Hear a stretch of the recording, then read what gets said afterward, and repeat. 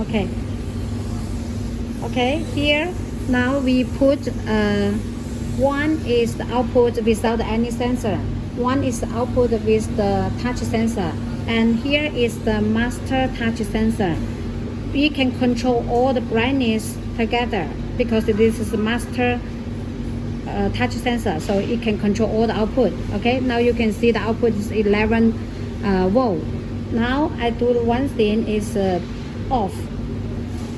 Okay, off, and then I on again.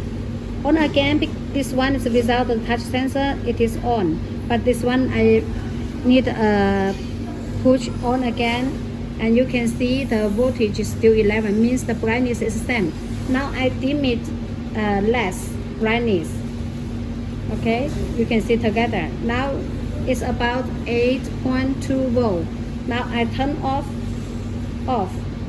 and now I turn on again, and I make on again here.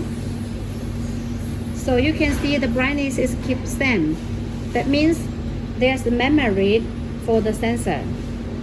Okay, thank you.